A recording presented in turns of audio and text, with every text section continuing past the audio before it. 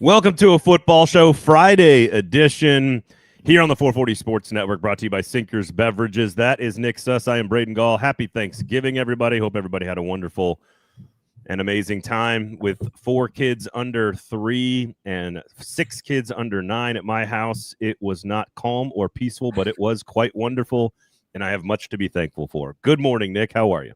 I'm good. I am a little bit less tired, but equally tired. I was half as many kids, but they were both under 2 at my house.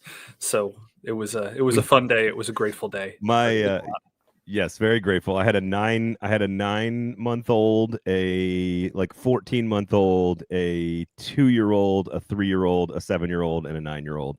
My nieces and nephews, the unbelievable, super tons of energy and lots of stimulation. I think we sat down for about 9 minutes for dinner, but it was full of love and full of happiness. Much to be thankful for. The kids are amazing, and now that my wife and I are through all those phases, because the 9 and the 7-year-old are mine, we look at the other siblings and we say, Godspeed. But no, it was a great day. And today on the show, we'll preview the Jags matchup. We might get into some TV talk here, because obviously when you and I do a show, we got to talk a little TV, and it's a holiday, so we'll do that. It's not going to be cliche Thanksgiving, like sports talk radio. It's just going to be something different that we want to talk about because it's lighthearted. So we'll do that maybe at the end. We'll talk SEC rivalry weekend a little bit as well, not much, but it does have an SEC flavor today on the show, and that is the Lane Kiffin conversation. This is going to be a little bit more. There's going to be kind of 2 major conversations here, Nick, which is sort of like, what are the actual sort of facts on the ground as best we can ascertain them from both Lane Kiffin's perspective and from the Titans' perspective.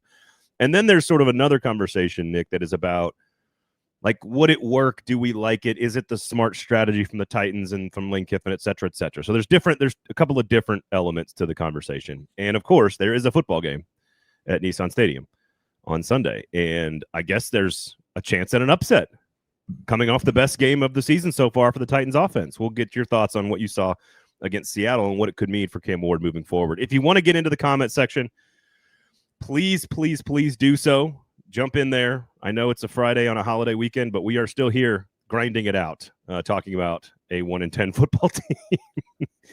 Go forth in the comments. I woke up yesterday with no heat, still down. That's not good. The 2 coldest days of the fall so far. So stay warm, layer up, and go forth and prosper. Okay. Sinkers Beverages was the star also of the show.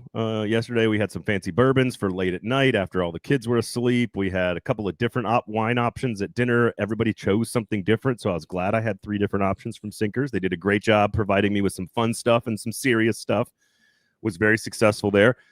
We had some mimosas and some champagne that they had picked out for us earlier in the day. We just had a really, really good old time. Some Bloody Marys. They got the Bloody Mary mix. Anything you need, Sinkers Beverages has it. So make sure you check them out. Walk-in beer fridge as well is award-winning 5-time liquor store of the year. And literally right before we go on, look, the turkey we made yesterday, my brother-in-law, who's a huge Titans fan, fantastic turkey, unbelievable, delicious. We loved it. However, and dinner was truly spectacular. We had so many great cooks working on this yesterday. But Shotgun Willie's turkey breast, smoked turkey breast from Shotgun Willie's Barbecue. Go order them next week. He gets them at a better price, I think, and he will cook a bunch of them if we order them. So go talk to Shotgun Willie's. It is the most delicious turkey breast you will ever put on a sandwich. I promise you. So let's go into Shotgun Willie's and make them make more turkey next week for us. I'm excited about going to pick up one next week as well. All right, let's start with the Lane Kiffin stuff. Sure. You covered Ole Miss. I think Lane was there when you covered him, right? I covered him for 4 years. Yeah, 4 years. 4 years. That's what I thought. So you've been around him. You know kind of how he ticks. He's certainly evolving and changing. And this, we're not going to get into the details of the ultimatum from Ole Miss. We all can admit that this is just, unfortunately, a shitty situation from a calendar standpoint that was going to happen sooner or later to college football, because they have put their draft, free agency, the playoff, the coaching season, recruiting all during the exact same 3 to 4 weeks of the calendar. So it's just sort of FUBAR. And that's unfortunate for the Ole Miss players, for Ole Miss, for Florida, for LSU, and for Lane Kiffin. It is what it is. So that's first and foremost. What does he want, and what does he want to do? I am willing to say that he does not know. Now, the Egg Bowl The Egg Bowl is today. So maybe he knew last night on Thanksgiving sitting with his family. Because I think the number one piece of information you need to know on all of this is Lane Kiffin isn't really making the decision for Lane Kiffin. He is, from what I understand, he is going to make the decision based on what his family wants. And that could mean his ex-wife, now wife's passion and love for Gainesville. That could mean the community of Oxford that treats him very well and puts their arms around him.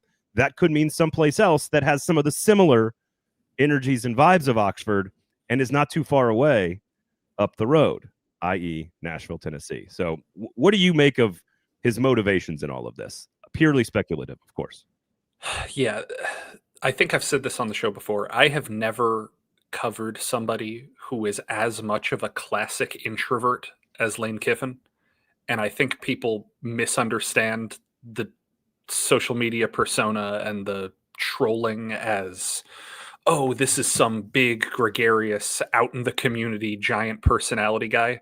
Lane's a pretty inward person, and he keeps the people close to him pretty close to him, and he doesn't really let a lot of other people in. So it does not shock me to speculate or to hear speculation that this is going to be a decision based off of quality of life, that this is going to be a decision based off of how do I handle these next 4 to 20 years of just living on this earth. Like, I don't know.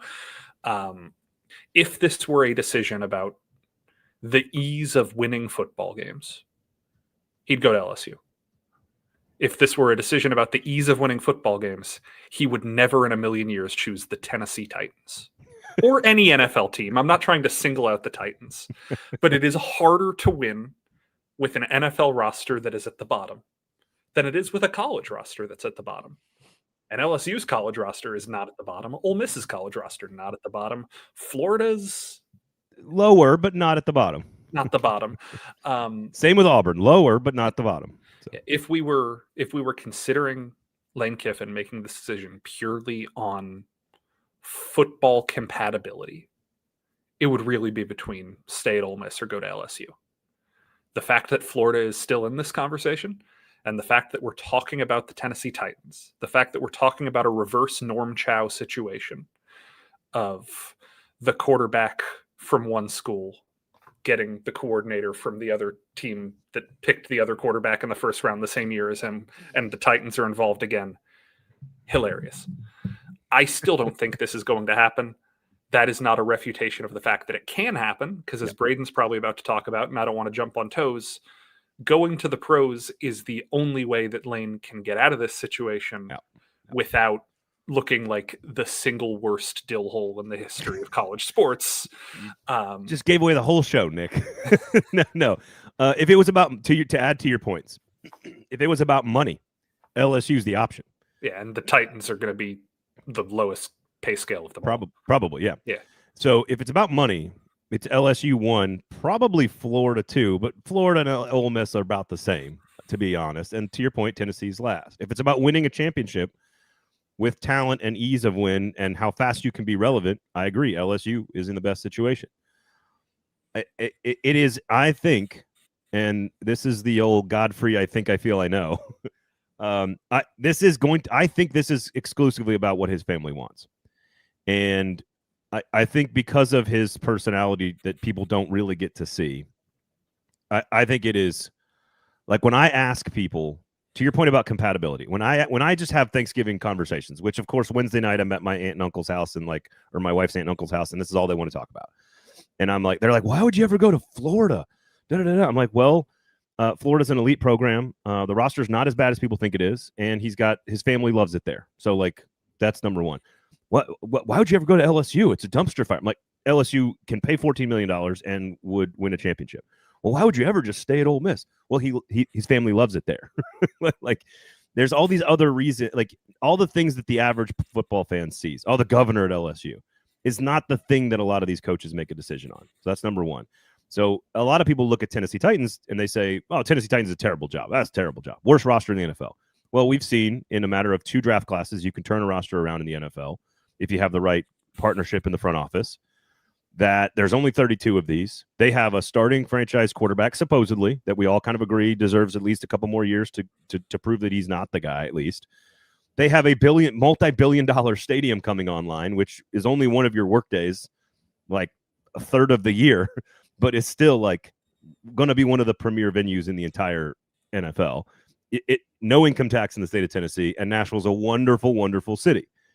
So all of this stuff is like the difference in like the third string left tackle or the running back room or the linebacker group. Like that's a guy's not making a decision on that. It's, do I want to live in New York or do I want to live in Nashville? That's how you make the decision. And I know there's going to be speculation about Lane's bona fides as a coach, about the jump from college to the pros.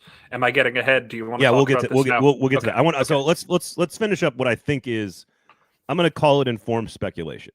All right. And that is, I think, number one, you got to understand, I don't think Lane is making this decision about Lane. I don't think he's making the decision about the kids on the Ole Miss roster or the talent of the roster at Florida or the governor at LSU. I think, or Cam, or his appreciation of Cam Ward or not. I think he is making this decision based on what he thinks will be best for his family. And that's that. I don't think anyone can tell him otherwise. So right now, as of a couple hours before the Egg Bowl, I feel pretty comfortable saying that he is kind of fed up with how the Ole Miss side of this has been handled. And it's not even Ole Miss's fault. But the fact that it's kind of gotten public about these rumors and speculations about ultimatums and final decisions and deadlines, I think he's frustrated by that. And I always thought Florida had an opportunity because Florida's quote unquote a better job that can win bigger, and his family is from there. Or his wife's ex-wife, future wife, I don't know what to call her, his partner, his spouse, Layla, is from there. And so the other major thing you have to know about Lane Kiffin, to your point about being introverted, is that he cares so much more about what people think than the average coach does. And there's a lot of us out there like that. I used to be like that. Like that's just the thing that people deal with. And when he's like, man, I really think I'm going to come back to Ole Miss, and then goes on Twitter and reads Twitter all day because we know he's on there. It's people, it's talking about Florida, it's talking about LSU, and he's swayed by that stuff in a big way. I think one of his top goals through all of this, outside of helping his family, is to make sure that he can not win the PR battle in all of this, but to your point, what'd you call him, a dill hole without looking like the biggest dill hole? Yeah. The way you win the PR messaging strategy in all of this is to tell Ole Miss and announce today, even maybe tomorrow, maybe Saturday, maybe Sunday, hey, I'm coming back to Ole Miss and I can't wait to finish out the playoff run with this great group of players. And then after that, you take an NFL job. That is the easiest way to save PR face in all of this. And if that is the case, and he is considering that path, which I am told he is considering that path, then there is no way his family wants to live, combined with my first point, in New York City or Cleveland or Phoenix, Arizona or Atlanta, Georgia, wherever it might come open, Cincinnati, one of the only places that would feel like Oxford, that would provide the same cultural lifestyle that they have right now as a family, is Nashville, Tennessee. So a lot of better things about the job than people think. Nashville's the great location that his family probably wants, and it might be the best strategy from a brand standpoint for Lane Kiffin. And he can go try to win a Super Bowl, which we know was his first goal when taking his first head coaching job. So this is not out of the question here that he would be very interested in this. Last point. This is not a report, but you can bet there are people inside the Tennessee Titans organization that are interested in Lane Kiffin. And I'll leave it at that. I believe it. I understand it. He fits the number one quality of a future Tennessee Titans employee, which is he at one point worked for the Oakland Raiders. So you don't need to sell me on anything else other than that. I don't know, man. It's a situation where if he is the coach that can stick it through the playoff and then go to the NFL, cool. It's an option for him. But I also think that the NFL's hiring practices are such that the Titans will have to jump through a lot of hoops to interview Kiffin or to hire Kiffin that would still delay the process up to, what do you think is the earliest date they can make a hire? January 20th, somewhere around there? Well, I'd have to check. So what would what would Ole Miss's first playoff game be? If they're hosting in the first round as like a 6 seed, let's say. I want to say that's like the 22nd it's like the weekend before Christmas, I think. Yeah, I agree. I think it's the weekend. So the season could be over before Christmas. It could be over before Christmas. Yes, but if the rules to satisfy the Rooney Rule, the Titans have to hire or have to interview minimum 2 external minority candidates, and you are not allowed to begin interviewing candidates virtually until after a team's season ended. In order to interview external minority candidates, you would either have to interview people off the street who are not currently employed and show that this is a sham one candidate interview process and risk getting censured in some way by the NFL. Or you will have to wait until after divisional weekend or after wild card weekend. No, if the season's over regular season, right? Yeah, yes, but there's a 3-day grace period after the end of a season, and then you're going to have to do 2 interviews. So I guess you could probably hire somebody. Brian Flores would be a legitimate candidate, right? To go hire. His season will be over. I agree. January 4th. I agree. You could probably hire somebody by January 10th or so, but that still is a 3-week period theoretically after the end of Ole Miss's season. It is still not necessarily a bang situation, and that is a lot of time for a lot of people to change minds. That is all I'm saying here. If they were to play as a 5 seed or a 6 seed, Ole Miss, on the 19th or 20th and win the game, then their next game is not till New Year's Day, which lines up with the end of the regular season in the NFL, basically the same weekend, but not identical, but like the last Sunday in the NFL is January 4th. Lane Kiffin's last game could be January 1st. Absolutely within reason that 5, 6, 7 days later they make a decision and Kiffin wants to change his mind all of a sudden after announcing today, tomorrow, this weekend that he's staying at Ole Miss. If he announces he's staying at Ole Miss, that does not mean that the Tennessee Titans are out of the race. Now so there's a lot of stuff. We kind of laid out some of the Kiffin of it all, right? Now let's go to the Titans of it all. Why would the Tennessee Titans want to hire Lane Kiffin above all other candidates? Not because I see why Lane might want to use this strategy. Hey, I want to win a Lombardi Trophy. I love Nashville. My family would love to live there. And I save face and I don't piss everybody off at Ole Miss, Florida, and LSU in the process because they can't get mad at me for taking an NFL job, which, by the way, has been rumored around Lane Kiffin for every year of his career. Correct. So from the Titans' perspective, is it the right decision? Do you like the hire if they were to do it? Is it the right strategy for Cam Ward?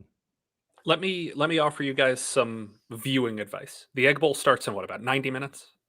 Roughly, yeah. Roughly 90 minutes for the Egg Bowl. When you watch Ole Miss this afternoon, do me a favor and watch the time between offensive snaps. And I'm not saying this from a tempo perspective. I'm not saying this from a strategy perspective. Really watch how the backs and receivers carry the ball from being tackled to the hash mark, or how they carry it from being tackled to the referee. Watch the way Kiffin's offensive players have been trained and had it ingrained in them to hustle to get to the next snap. Watch how diligent, watch how detailed the time between plays are. Look how coordinated everything is in order to get the ball snapped within about 13, 14 seconds of the play ending. We can talk about that being tempo. We can talk about the genius of Lane Kiffin and Charlie Weiss and all of the offensive play calling mechanisms that allow the play to get in that quickly. But if you think about how difficult it is to get an offense moving that quickly, and if you think about the detail and the teaching and the coaching required to get that many people on the same page without a hitch over and over and over again, I think that is the greatest showcase of what Lane's talent is as a coach, as an installer, as somebody that, if you believe the number one best quality for a great coach is the ability to translate details into success, I think that is something that Lane has proven he can excel at Florida Atlantic and at Ole Miss. Maybe his previous jobs didn't go as smoothly, but this is not a guy winning purely on scheme. This is not a guy winning purely on talent. It is a philosophy. It is a full get these players to buy in, and not just get them to buy in. In many cases, get them to buy in 1 year. These are transfer portal ads. These are not guys he's been teaching for 4 or 5 years how to live in this system. This is not a Paul Johnson at Georgia Tech situation by it's year 4 and now they're an unstoppable machine. Right. It is every year a reinvented roster. And so if you're wanting to start, hey, how would this work for the Titans? He has a documented history of showing up in year 1 and completely changing an offense. He has a documented history of being able to get people to buy into his system to allow it to work, because without that buy-in, it would not function. And number 3, success follows him everywhere he goes. Those are the 3 places to start, and now we can get a little bit more detail. 3 pretty good places to start. Yeah. I do hear a lot of the complaints from fans about him, like saying, "Well, it works with kids. It doesn't work with grown men." And I'm like, they're all millionaires in college now, especially at the SEC. They're just 21-year-old millionaires instead of 25-year-old millionaires. I don't think that's a concern necessarily. If you feel otherwise, please say so. But let's go through sort of quickly. Like 2009 Tennessee 7-6 was probably the best coaching job that anyone did in Knoxville between Philip Fulmer and Josh Heupel. Probably. That season was probably they almost beat Tim Tebow eventual undefeated regular season, and they were a field goal block away from beating Nick Saban, the 2 undefeated teams in the SEC that year. USC, 8 wins first year, 10 wins second year. In 2011, after all of the sanctions that the NCAA piled into USC. Yeah, they had, 45 scholarships that year? 45 scholarships. Yeah. 2 conference championships and double-digit win seasons right away at Florida Atlantic, and then the 3rd year. And I think this number is lost on people. He goes 5-5 during the COVID pandemic in his first season at Ole Miss. Since then, at Ole Miss, a team that has never played in the SEC championship game, they are 49-14 at Ole Miss since then. I think that is lost on people as to how good that job has been, how good he has done at that job. It was a really, really big deal when they won 10 games in 2021. I believe that was only the first time ever, second time ever they'd gotten to 10 wins that in a season, and now it is very normal. 4 times. That is a testament to the ability that he has to turn a program around. I think we can get to the questions, which is, I think it's fair to say, is it time now in 2026, let's call it, to sort of say, let's bring the Art Briles, Josh Heupel, Lane Kiffin style of offense to the league. I think there are questions about it working. Looking at Jackson Dart excel quickly, I think answers some of those, because the offense is, after the snap and before the snap, not from the attention to detail standpoint and the buy-in to the system, but it is very geometrically driven. It's very quick. It's very if this, then that. And so the NFL is more complicated than that. The NFL has always been more complicated than that, and probably will always be more complicated than that. So I think the biggest question for me, if they were to hire him, would be, what tweaks or scheme changes do you think you have to make to that system to work in the NFL? And I don't know the answer to that. And the other, I will start here. I have tried to explain Lane Kiffin's offense as simply as possible for years. And the answer I always give is nobody is better at spamming the B button than Lane Kiffin. Like, if you have ever played a video game where you have one annoying friend who picks the strongest character and just uses their strongest move over and over and over again, and it's not the spirit of the game, you're not supposed to play Super Smash Brothers that way. That's how Lane Kiffin coaches football. If you want to go through his 3 years at Alabama and his 6 years at Ole Miss, every single year has boiled down to, I have one player who is absolutely better than your best player, and I'm going to keep doing it. This is what I was. Yeah. This is what I was thinking, Yeah. QC. Yeah, it's the Mortal Kombat strategy. So 2014 Alabama, he knew nobody could stop Amari Cooper. And Amari Cooper got the ball probably 10 to 12 times a game. 2015 Alabama, he knew nobody could stop Derrick Henry. Derrick Henry touched the ball close to 30 times a game that year. 2016 Alabama, he knew nobody could stop Jalen Hurts. I believe Jalen Hurts was the SEC's leading rusher as a freshman quarterback that year. If Well, he wasn't, he was freshman of the year. yeah, I think He was not the SEC leading player of the year. Yes, he was not the leading rusher on his own team, but Okay, but yeah. yes, he was a very unstoppable force. And then he gets to Oxford. It has been lost to time because of COVID year and weirdness. Elijah Moore in 2020 was a more productive receiver on a per game basis than Devontae Smith was. And Devontae Smith won the Heisman Trophy. Now, Elijah Moore opted out of the last 2 games, so he didn't get the same play. But the way Ole Miss used him, that dude was breaking records every single game. Yeah. Then you get to 2021. This Matt Corral was the team's not only go-to quarterback, but also go-to runner. 2022, the Quinshon Judkins era begins, and you start doing this. Like, we can go through this over and over and over again. He finds one player and spams that button. You probably can't do that in the NFL. No. There is nobody who is going to be, unless you have Myles Garrett, you are not going to have one player who is that much of a game wrecker in the NFL. The one thing I will say that changes this, Lane's offense is not that this year. Like, it has been a lot more multiple, a lot more versatile this year. He doesn't have the alpha dog. That's the problem. Sure. Koan Lacey is probably going to score 3 more touchdowns today and get to 22, which is among the most in the history of SEC football since 2000. And like, that is a really good player, but he is not using him in the same way he used Judkins, and he's not using Chambliss in the same way he used Dart or Corral, and he's not using these receivers in the same way as Elijah Moore. It is a more multiple offense. He is leading the SEC in carries, though. Sure. I didn't realize that. 231 carries for Lacey.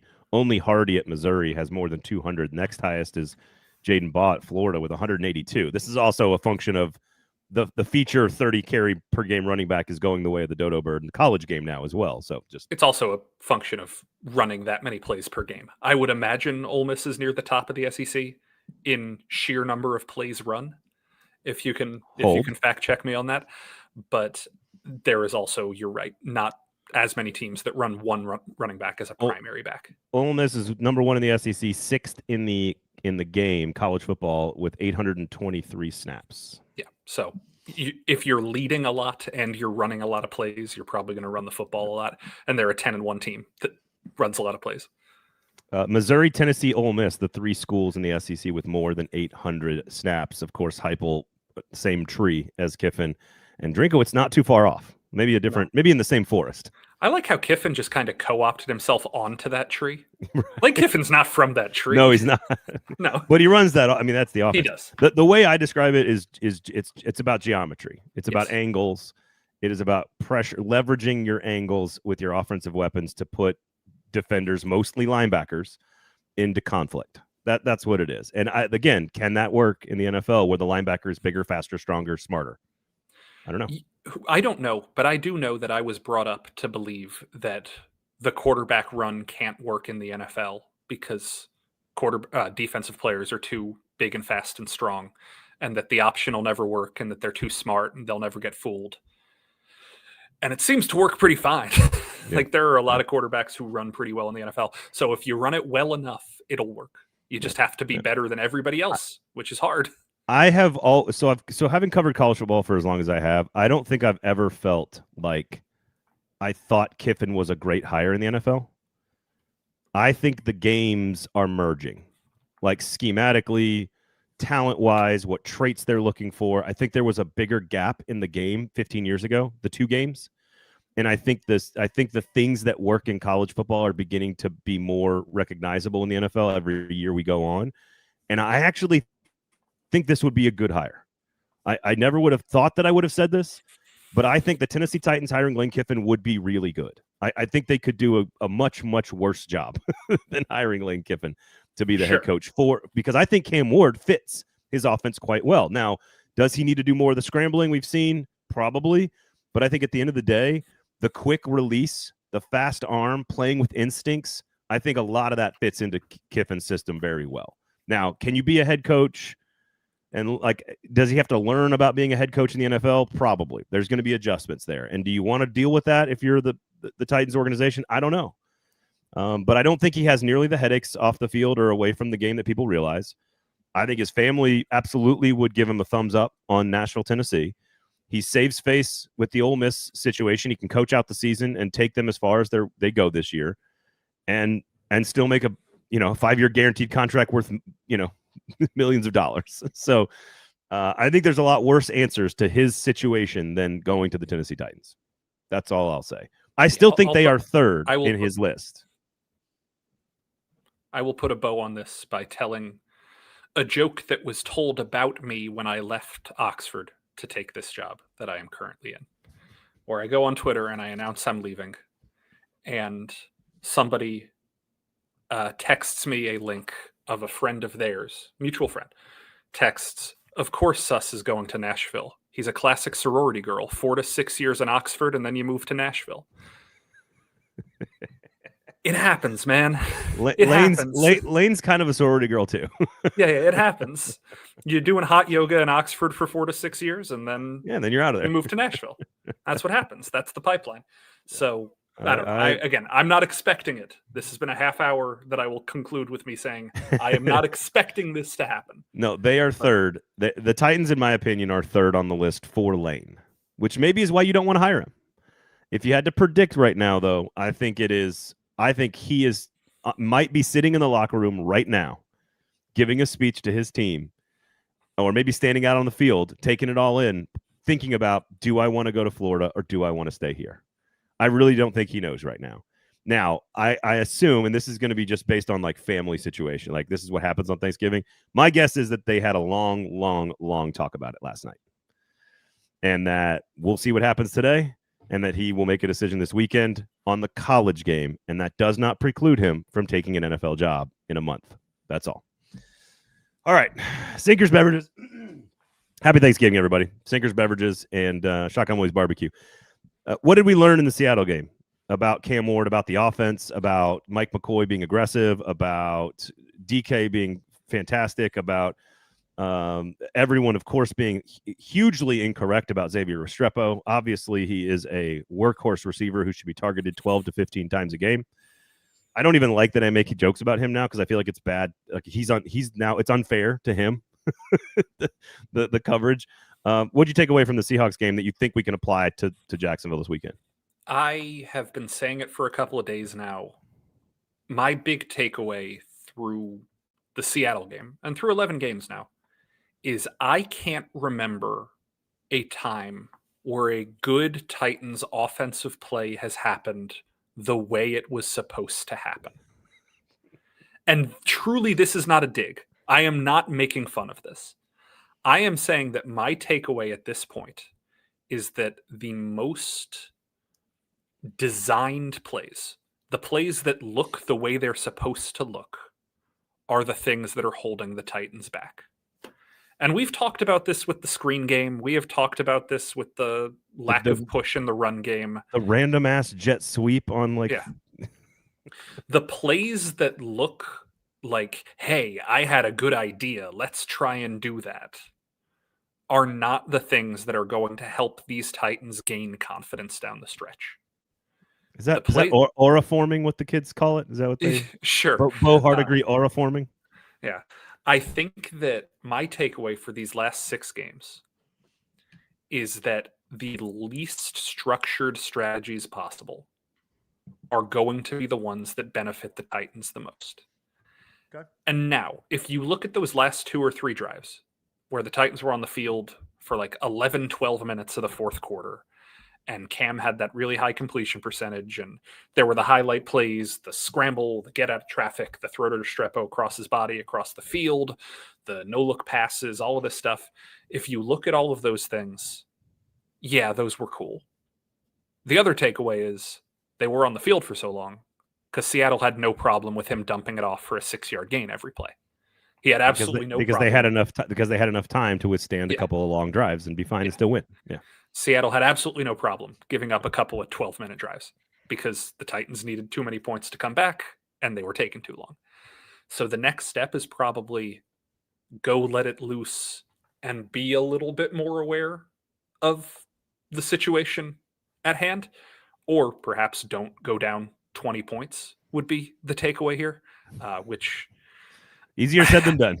I don't want to, again, I'm not trying to make too much light of this situation, but if I were the opposing team, the Titans have had bad coin toss luck this year. We don't need to get into it. The Titans just aren't winning a lot of coin tosses. It is not close to a 50-50 margin. That's how bad this year is going. Geek Corner. We don't need to get into this. But if I were the opposing team and I won the coin toss, I would always want the ball and I'd always want to go score a touchdown. Like, just go take a 7-0 lead. Just make this Titans team play from behind. Make them immediately one-dimensional. Like, that is the one thing, is if you can make these Titans play from behind, they have not necessarily shown repeatedly, time and time again, other than that Arizona game, that they are equipped to have a rapid, quick-fire comeback. And the best catalyst of that rapid, quick-fire comeback has a broken leg. So, like, you don't have Calvin Ridley to go help you out there.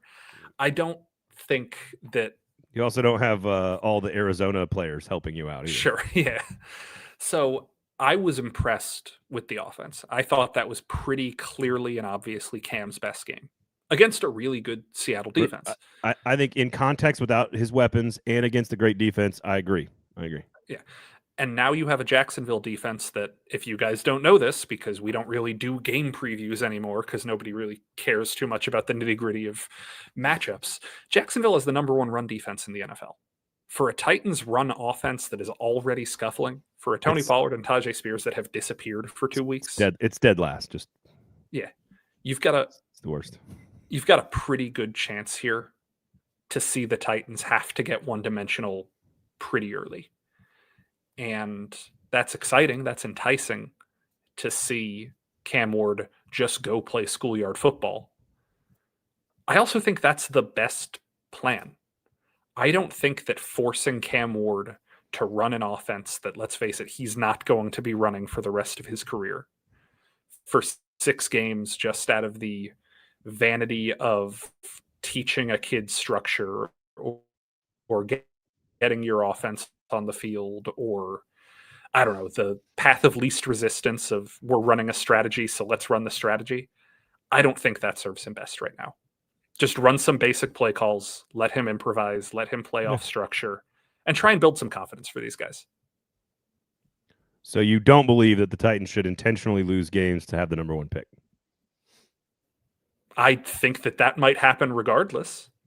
I don't think intentionality matters here. No, I think PK and I were taking PK and I were taking a lot of heat on Monday for not understanding the value of the first pick. And it's like, it's not that we don't understand the value of the first pick. And I'm not even saying I agree with PK on this, but to suggest that getting the first pick is more valuable than the second pick or third pick relative to what this young group of offensive players can learn, or Kevin Winston can learn, or like what you gain from a win and proof of concept, it might not be measurable, but it doesn't mean it's not more valuable than an extra 4th round pick between picks 1 and 4 if you were to trade down or something. You know what I'm saying? Like, there's no way to know if it's more valuable. So that's all I'm saying, is that of course the pick 1 is more valuable than pick 3. Yeah. But of course, winning a game is more valuable than not for the players. And so you have to acknowledge that. We just don't know which one is more valuable than the other. You know what I'm saying? No, we don't. I will say that it's important in these situations to think of, okay, what's the worst thing that can happen? So let's say the Titans have the number 3 pick in the draft. The worst thing that can happen in that situation is that you draft either Arvell Reese or Reuben Bain or Jordan Tyson or somebody like that. Like, the worst case scenario is you enrich your roster with an A1 talent. That's not a bad thing. Is it the best thing that can happen? Absolutely not. The best thing that can happen is you get the number 1 pick and you trade it for a team that's really interested in Mendoza or Dante Moore, and you go get a lot of talent off of it and you re-enrich the roster that way. But if the worst thing is you address your biggest need, not a bad thing. While gaining experience in what it feels like and looks like to win. Right. Like, that's the other thing. Is it like, in order to have the third or fourth pick, you will have to have proof of concept where Cam Ward does something to win a game. And that is of value to him. I just don't know how much. And I don't know if that's worth an extra second and third pick. I don't know. It's just hard to figure that out. I agree with you. Worst case scenario is you're picking fourth because you won twice. You gain some value in the winning because the young players have seen and know what it feels like to win. And you still add a starting piece to your pass rush or wide receiver room. I'm more, if you trade out of the top 3 or 4 or 5, I'm more inclined to say receiver. But that's a topic for a different part of the year. I'm going to start banging the drum now while we brought up the draft. If you trade back and you have 2 first-round picks, I absolutely do not hate the idea of picking Jeremiah Love. I'm fine with it. I'm absolutely fine with that. We don't have to talk about it too long, but I'm absolutely fine with that. No, Jeremiah Love's awesome. I'm fine with it. It's not my first choice, but I'm fine with it also. I will continue banging this drum of as long as you use your first-round pick on a corner or receiver or an edge rusher, yeah, I am absolutely fine with getting yourself a running back. If you are picking 19 or 26, the Rams will have 2 first-round picks. The Browns have 2 first-round picks. The Cowboys have, there's multiple teams you could trade with. The Cowboys won't be coming up to get a quarterback, but I think the Rams could. And they have the Falcons first-round pick, so they could be like picks 8 and 25 or something. I don't think Jeremiah Love is around in the mid-20s. I think he's too good for that. That's how special of a player he is. He is probably in New York on Heisman ballots right now. I'm not allowed to tell you who I'm going to vote for, but I really like Jeremiah Love.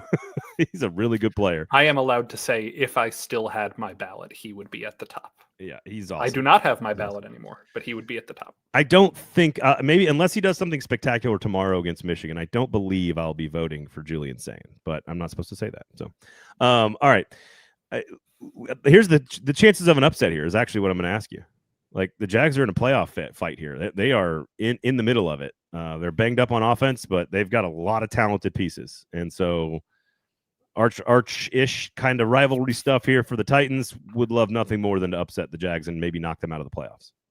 There is nothing that I believe more firmly than my conviction that every Tennessee Titans versus Jacksonville Jaguars game should be played on Thursday night on a streaming service you've never heard of.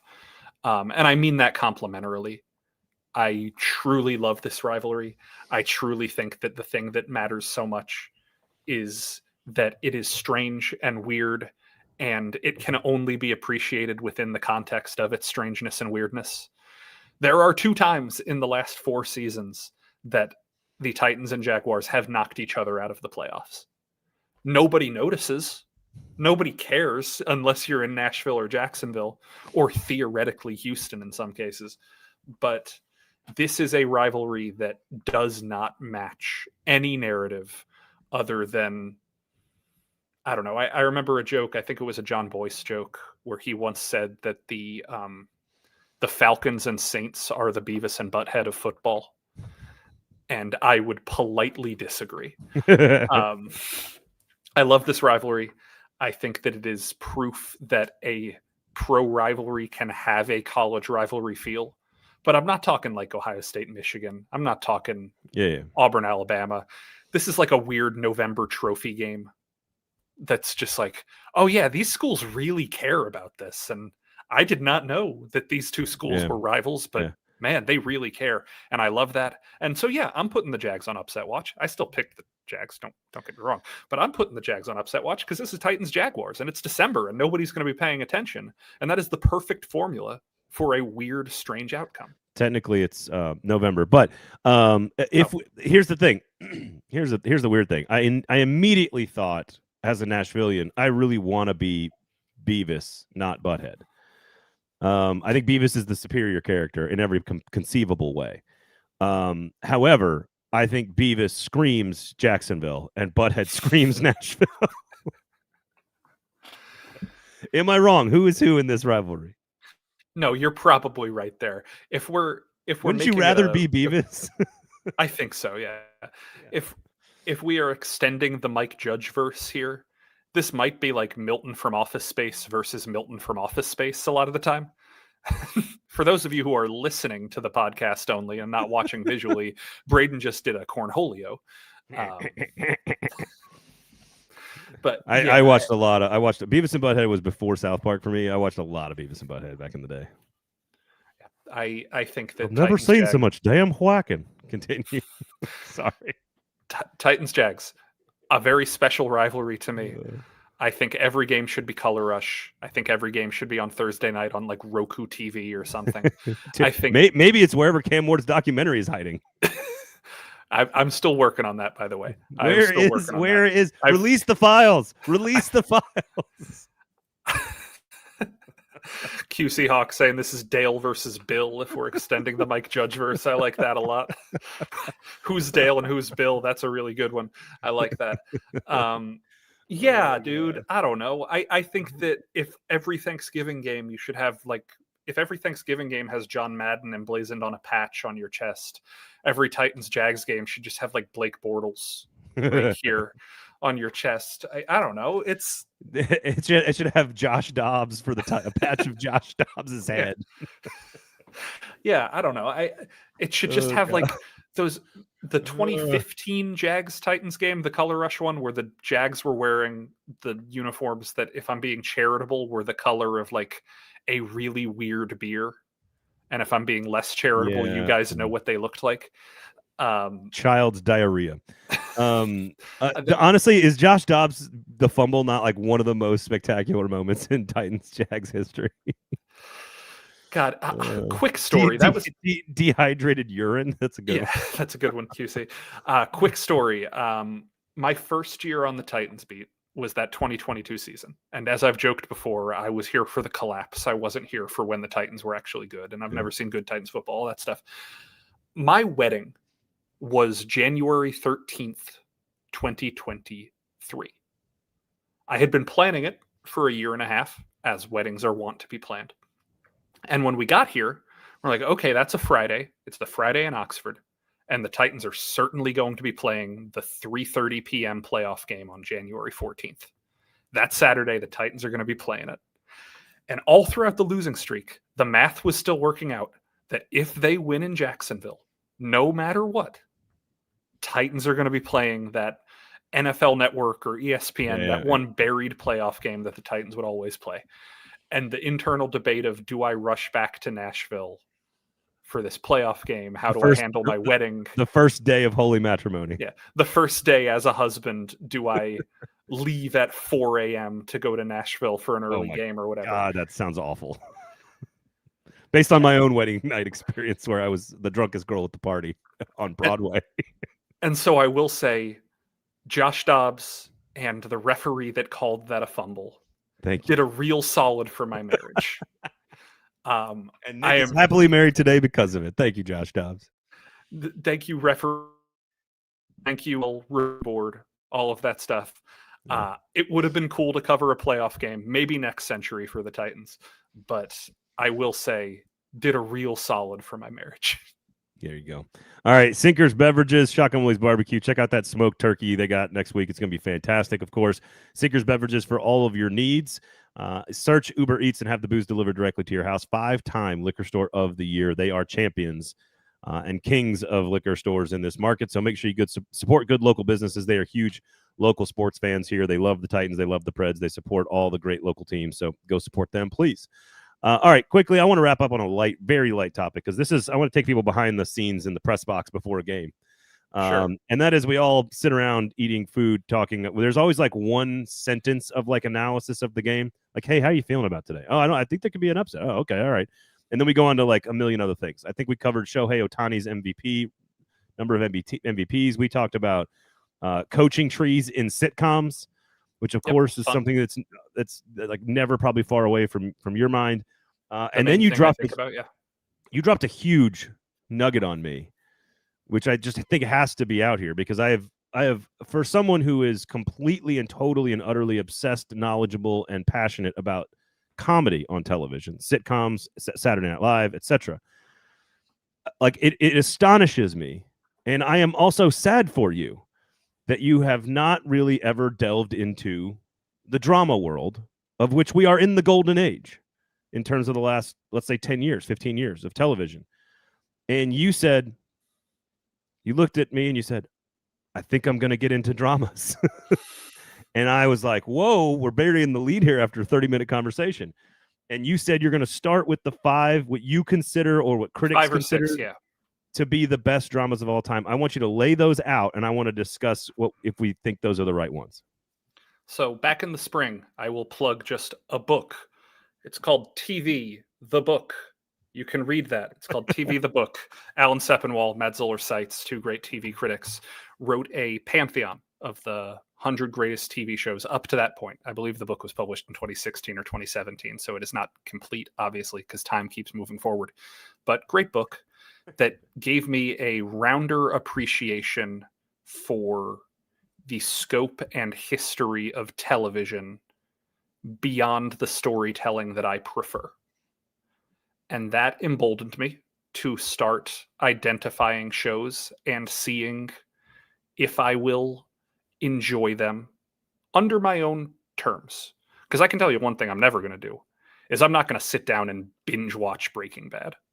If I'm watching these shows, I'm watching them on my own terms. Which is, what do you mean? Just like whenever you want to, or? So what I'm doing is I've picked 5 or 6 shows, and what I'm going to do is watch one season and then write a lengthy review of that one season so I can process how I felt about it, like a lengthy 2 to 3 paragraphs. Oh, okay. Right.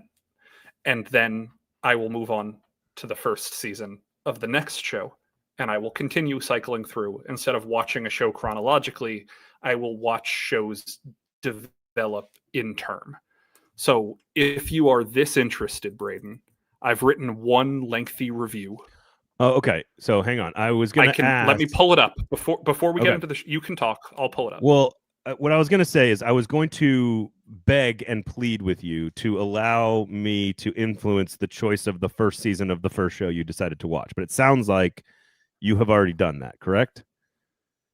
Yes. So what would your choice have been? I personally, this is about, I'm not a critic here. I have watched almost every drama, real high-level drama of that you can name. Outside of The Bear, I've not seen The Bear. I've not seen any of The Bear because of some streaming options. But I've basically watched or tried everything that's been out there that's been, of this caliber. And because I would argue that the TV drama is maybe my favorite version of screen. Like big screen, I read books and I love TV dramas. Those are like my 2 favorite mediums of stuff. I think that The Wire is the best television show ever made of any kind, of any genre. And I think the first season of The Wire is also one of the best seasons of television ever made. And I am hoping that that's what you did. I now present to you my review of season 1 of The Wire. Yes. This might come back to bite me. The Wire, season 1, completed August 25th, 2025. Imagine if you ate the best pork chop you've ever had, but like with no side dishes and no drink and no dessert afterwards, no sauce either. Just like really, really well prepared pork. It's the closest thing I've ever seen to TV as a novel, and I'm trying to mean that as a compliment. By the time I got to the back half of the season, I was properly engaged with the world and the narrative, but decades of being trained on the TV that's come after has taught me to expect certain dramatic peaks and twists, and this show, or this season at least, seems to thrive without those conventions. I get that the mundanity is the point and that the anticlimaxes are baked into the DNA of reality.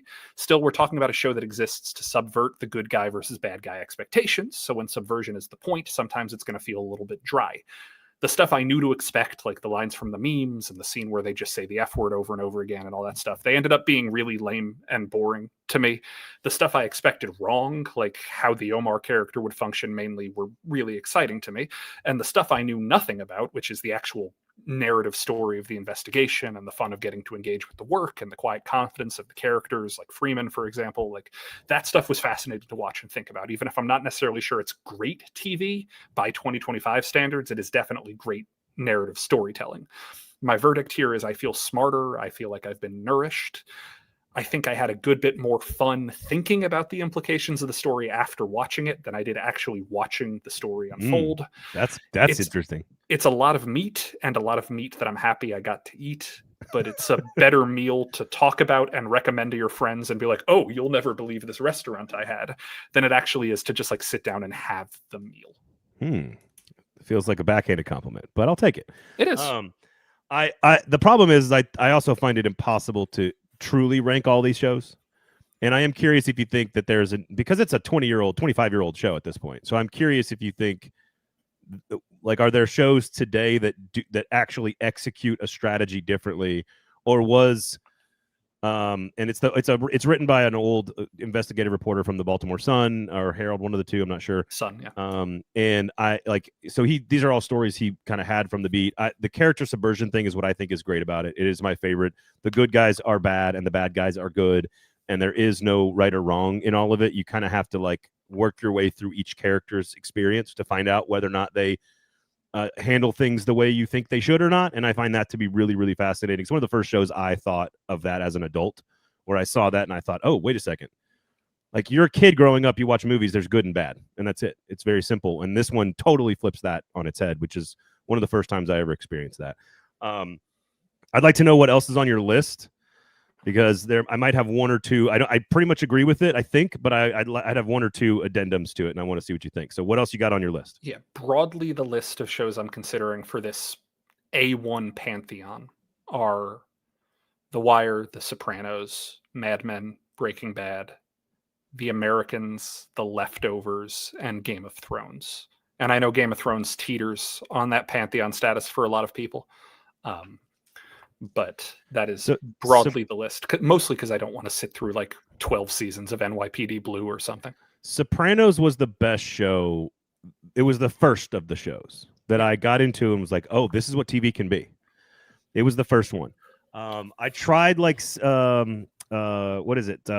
What's the under show on HBO? 7 Feet Under? Is that right? 6 Feet Under. 6 Feet Under. I've always tried and I can never get around on it. It's not my thing, but The Sopranos was absolutely the first of its kind. I think The Wire took what The Sopranos did and made it even more complex and better. I would have Mad Men and Breaking. I like Mad Men more than Breaking Bad, but they're both spectacular. I think they're among the best shows ever made, so I have no problem with that. I think The Americans is almost underrated because it's not talked about in the same way as those other shows, but it is also one of my top 5, 6, 7, 8 favorite TV shows of all time. I've seen every Game of Thrones and every House of Dragons. I would not put it in the top 5 personally. It's very, very good. It is the cast and the settings and the costumes and everything are just extraordinary. Leftovers is a total mind warp. It is a total mind warp. It's a different type of show. Like, I've never watched a show, my wife and I, where we looked at each other at the end of the episode and we looked at each other and we were like, what the fuck just happened? Full disclosure, I've seen the first 2 episodes. We have no idea. Like, sometimes we're just like, what is going on? I will recommend one that is like a mainstream popular show that everybody loves, but I think it is special, and that is Stranger Things. I think Stranger Things is in that group of A1 tier dramas. Season 5 coming out. I don't know if Ted Lasso counts as which category. That's a sitcom. That is a pure comedy. It's a sitcom that turns into something else, but like, it's mostly a sitcom. I agree with you. The one that Stranger Things is the one that I wrote down that I think needs to be in there. I will recommend if I'm gonna categorize this, because Leftovers was 2 seasons, right? 2 or 3, yeah. They got canceled fairly early because people don't necessarily get it, but the critics are like, man, extraordinary. One of the shows I would love your feedback on. It's probably down the list for you to go get. But I tell this to people: the best show that ever got canceled after just 2 seasons or less, right? 1 season or 2 seasons and then canceled. The best show I've ever seen with that amount of run is a show called Mindhunter on Netflix. Yeah, I've heard great things about it. It is spectacular. And so I that's just one I'll throw out there as like a weird asterisk one, you know. Yeah. Didn't get the run, didn't get the appreciation, but I think it's going to go down as one of the better 2-season shows of all time. And just as a quick palate cleanser, most people, because I'm sitting here, can't see the backdrop in front of me. These are just some of the things that I can reach out and grab from my backdrop. My commemorative MASH magazine, my commemorative Friends magazine episode guide. Okay. My commemorative Cheers magazine. Why don't you guys have my Norm Peterson mug? I feel like you need to have those in like a sleeve, protected or something, you know? Nah, they're okay. You buy them at Walgreens. It's not like these are. Okay. It's not like these are that good. I got a Taskmaster book down here. I've got my SNL best of Will Ferrell DVD cover right over there. I've got my Wayne's World right over there. I've got my Austin Powers and Gold member right over there. I've got my Buffy the Vampire Slayer right over there. All right, we get the point. I like other things. I do think that and to Jason's point about Stranger Things getting tedious, love The Wire, but Breaking Bad is the show. I love Breaking Bad also. I do think that it is hard to write great drama after like the third season. I think there's I think 3 seasons is like a sweet spot of awesome. And The Wire, honestly, you could look at seasons 4 and 5 of The Wire and say like it's as good. And that's, I think, what makes it so good. Mad Men as well. Characters evolved and things changed. Breaking Bad was, I don't want to give any. I can't give. It's hard to talk about Breaking Bad without giving something away. Brother, I know what happens in Breaking Bad. Right. I'm on the internet. The whole like recovery from the cancer thing, just like they kind of like wrote that out of the script pretty early in the seasons. I think it was like season 2 maybe or season 3. I can't remember.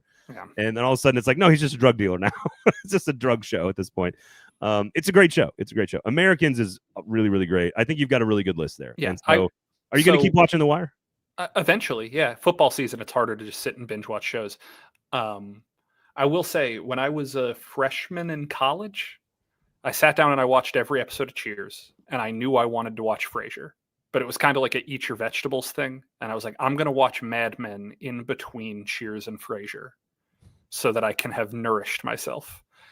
And I finished Cheers and I watched the first 1 or 2 episodes of Mad Men. And I was like, nah, I just want to watch Frasier.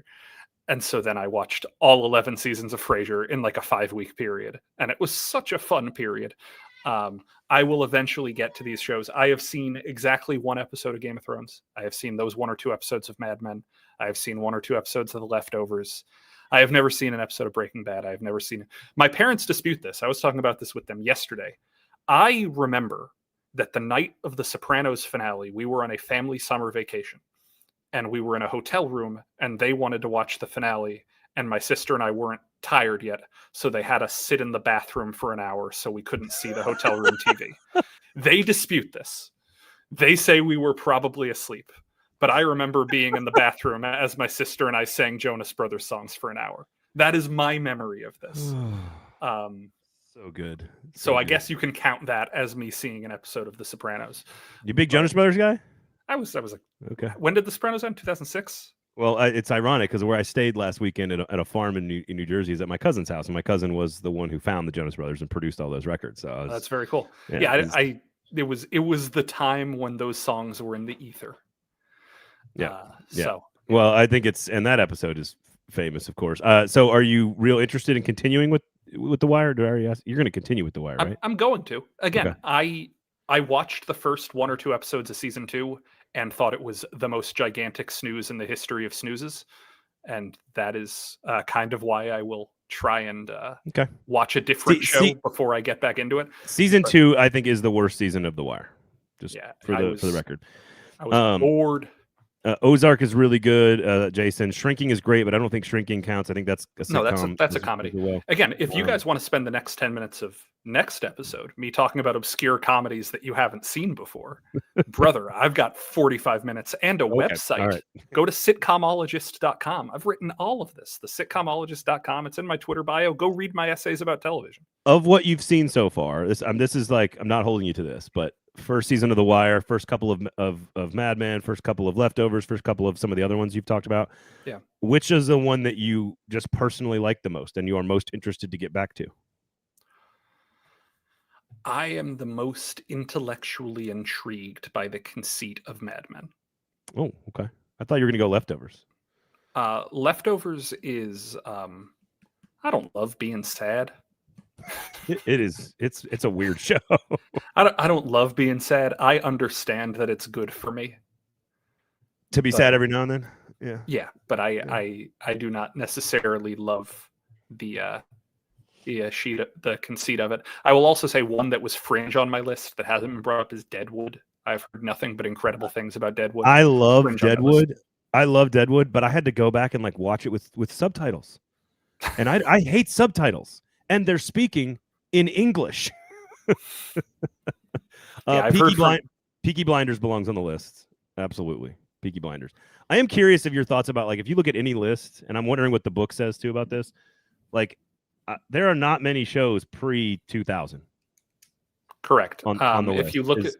If you look at the highest pantheon items of TV dramas pre-2000, I believe the list includes Hill Street Blues, NYPD Blue, The Twilight Zone, and maybe one or two others. X-Files? I'm just talking. X-Files be in there? Yeah, through the top 100, there are a lot more. But I'm saying like that top 20, that like really, really high list.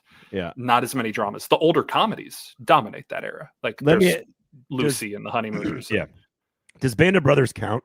does a miniseries, like a 10-episode, 1 hour each? They had a separate top 10 for miniseries and a separate top 10 for TV movies. I think that should be the case. I think Band of Brothers is maybe my favorite piece of cinema ever created, possibly, but Wire's up there. BoJack Horseman is fantastic, one of my favorite TV shows, if it counts as a drama. Again, I don't like being sad.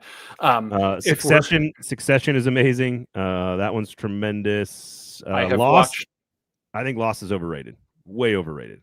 So with Succession, I have not watched Succession, but I've watched every episode of Peep Show, which was the British sitcom that the creator of Succession created before Succession, and I have not watched. Well, I've seen the first season and the last season of Lost, or at least most of the first season and most of the last season, and I feel like I've got the gist. Yeah.